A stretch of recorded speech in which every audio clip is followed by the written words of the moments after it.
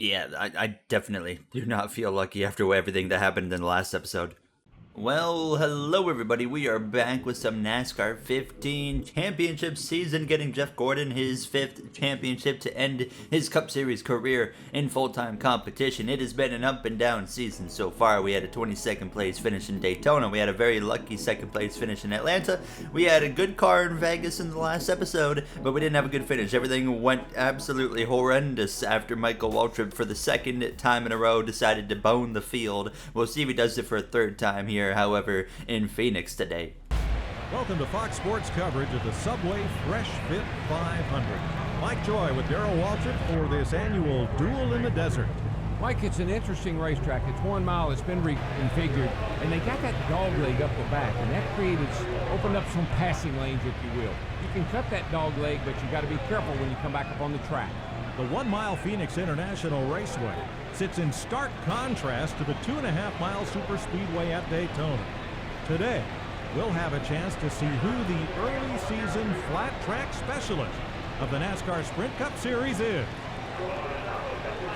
Jeff Gordon has a bit of history when it comes to this racetrack. You know, you think back to 2012 when he wrecked Clint Boyer and ended up in a bit of a tussle in the pit lane. But, I mean, it goes past 2012 as well. You think back to, 2014, and the week after Texas, when Jeff Gordon got, of course, ran over by Brad Keselowski. It put him into a compromised spot here in Phoenix, where he ended up finishing 2nd place, but Ryan Newman proceeded to cut basically half the circuit and door Kyle Larson into the wall, and I've never liked Ryan Newman since, because it eliminated Jeff Gordon, and I thought it was one of the dumbest things that has ever been allowed to get away with. I'm still annoyed, as you can tell, like 8 years later.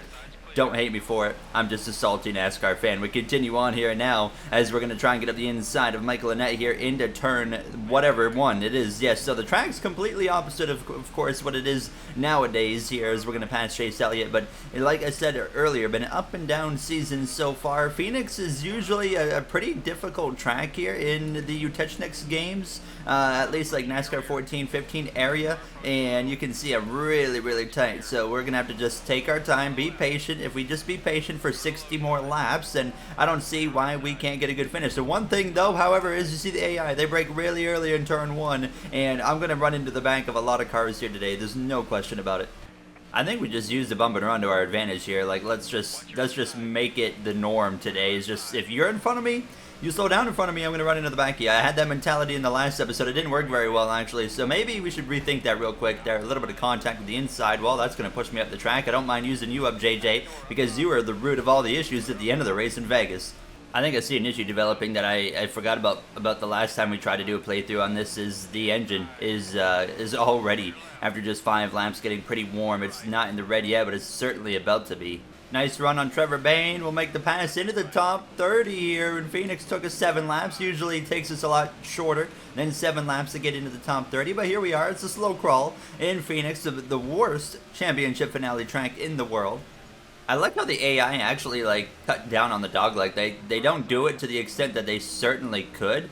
But I do like that they actually do it. Because, you know, you look at like NASCAR Heat or even NASCAR 21 Ignition. They don't even consider it there. Oh. Nice pass. There we go, P29.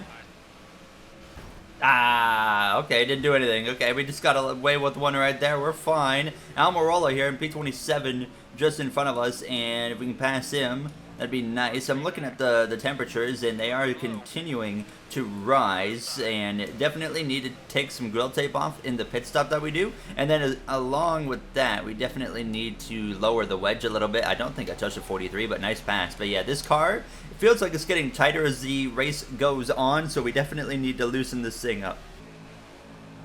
You can certainly see the tightness of my car is starting to be an issue here, because McMurray was able to just stay up top and cruise right back past me after I was trying to complete the pass, and it's going to be the same right here in 1 and 2, isn't it? I just can't put the throttle down like they can now, so it's getting more and more difficult. It's like maybe I need to use the outside to start making passes. Yep, you're getting the bumper. No, man, I didn't mean to. Oh, no. Oh, no. I mean, you know what? It gets me in the pit lane and fixes the car to make it good, but I mean, I didn't even mean to hit McMurray for the first time, but then I was like, well, I might as well just get him out of the way at this point, and then obviously things go kind of wrong after that. So I do apologize to any Jamie McMurray fan. So we had a couple goblins stay out on the track. We lost a lot of track position because I took 4 tires. I think a lot of guys took 2. But Boyer, Larson, and Austin Dillon all decided, or was it Ty Dillon? It was one of the Dillons. I think it was Austin, but they decided to stay out on the track. So I'm curious to see how this is going to go. Now, I've made a massive adjustment to this car. I went down on the wedge by like 3 or 4 clicks, added some track bar, added a right side rubber, and we're going to see if this makes the car better or worse. I'm going to try and cut down and cut the dog leg to gain a few positions on this restart, but we cannot make it to the end of this race still. We're going to have to pit with like 10 laps to go, I would imagine, somewhere in that kind of vicinity, because we were able to make it about halfway. So I can already tell it is definitely looser, but it's still on the center of the corner. It has just that little bit of that tight feeling that's only going to get worse throughout this run, like it did in the first run. Now as we're into the left rear of AJ Allmendinger, but we're okay. But yeah, so I can definitely tell already we have gone in the right direction, but we have certainly not gone far enough in the right direction, so it's still going to be a slow crawl. Look at that, right there. Even in the center of the corner, it just starts pushing. Have I made this thing worse? I don't think I have. It feels better. I am absolutely hauling the mail into this corner, and I just killed Danica Patrick. Holy crap, they stomped on the brakes right there. I'm in my Goblin era all of a sudden here in Phoenix. This track is so difficult to get around with the AI when they stomp on the brakes the way they do. So I'm going to try my best here in what is going to be this final restart. I'm sure of it, okay? I'm going to try my best to be a lot cleaner on this one now as we get down to the apron. Nice run on the exit of turn 2, and then just don't mind me. I'm going to go all the way to the wall this time. Just gain as much as we possibly can. Down into turn 3, and there's Ty Dillon getting a bump. Oh, not again. Oh, not again. Oh, God, it's turning into this kind of race. Oh, no. Oh, my goodness. We're just in the wrong spot, wrong time. Seven and myself make contact. We were going for the same piece of real estate. Trevor Bayne, he's along for the ride. Caution flies. So we're slowly gaining track position here in Phoenix. We're into the top 25, I'm sure. Yes, we are into the top 20. So we're back underway. We're still not even halfway through this thing. So that's the one positive. We're having these crashes, but, you know, we still got... That's the second time in a row that I've had enough of your crap. Okay, if I get back to you, I don't care how many cautions we've had. If I get back to you, JJ Yaley, I'm plowing you harder than Joey Logano got plowed by Matt Kenseth at Martinsville six years ago. McDowell, this is where the downfall starts. This is just karma is what this is, but I don't care. Karma, it doesn't matter. I'm going to go get JJ Yaley here momentarily. Oh, baby, I'm going to cross down to the inside here, make it 3 wide, maybe even 4 wide at this point. I have no idea. Slide up the track here because this car's tighter than molasses when it's been watered down. Oh, baby, we're fine. On the outside here, through the tri-oval, the dog leg, and there's Michael Waltrip. He's been the root of Goblin kind of stuff here lately, but today he's been okay. Oh, my God. Are you kidding me? These guys are actually bullying me here. Larson, I am there, mate. Oh, Danica again. I'm sorry. I'm not trying to get into the back of you there. Where's that 23? Oh my goodness. What are you guys doing? I mean, I just got absolutely drilled from behind. Greg Biffle's here. I'm 3 wide in the middle because I got shoved up the track by the 32. I'm about to right hook you down the straightaway. Oh, stop it, please. What are you guys up to all of a sudden? Goodness gracious. Ah, screw it. I'll go 4 wide in the middle here. Whatever I got to do to make ends meet. I'll go 4 wide again into turn 1. This is a bad idea. Here we go. 3 wide in the middle. This one actually kind of worked a little bit. Now, the way this car is driving right now, I got to be so patient on the center of the corner. Oh my goodness. These guys are absolutely insane. They have, like I said, they've gone rogue is what they've done here. Larson, I'm coming into the mix here now. Oh my God. 4 wide again in the middle. What has this race turned into? Oh my God, Trevor Bayne, I'm here. Are you kidding me right now? I'm coming up, boys. I'm not trying to come up. Oh, and now I get drilled from behind. We got a car pitting. What in the world? I can't make any progress because I keep getting punted. That's right, get out of here. You guys thought I was in my Goblin era already? Nah, that was nothing now. The way these guys are racing me, they're about to get it right back, okay? Into the pit lane goes Dogecoin. This is gonna hurt. Yep.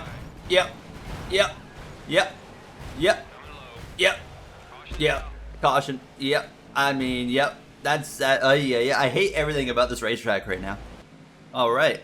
That caution was the reset button for this race right here. I have grown. I have learned. I have matured. and we are only going to the front from this point on. You know, I made some more wedge adjustments. I don't really know if that's going to do anything. This car, I don't necessarily know if it was driving worse or better, because like the longest run we had that whole time was like 5 laps. I mean, it was just terrible. It was horrendous here. Now as I'm going to cut down to the inside, make some headway forward, I'm going to keep on lowering my brake bias here just to try and get this thing to rotate a little bit more. Why are you pitting a lap after the caution came out? That doesn't make any sense, but nonetheless, we're going to get a heck of an opportunity right here to make up some positions, but we've got to be very careful to make sure we don't hit anything like that. Ty Dillon, whatever your name is, Casey Mears that is, back in 2015, but hey, we get through that, and now let's cut down here. Allmendinger out in front, and we are, oh, look who we have here.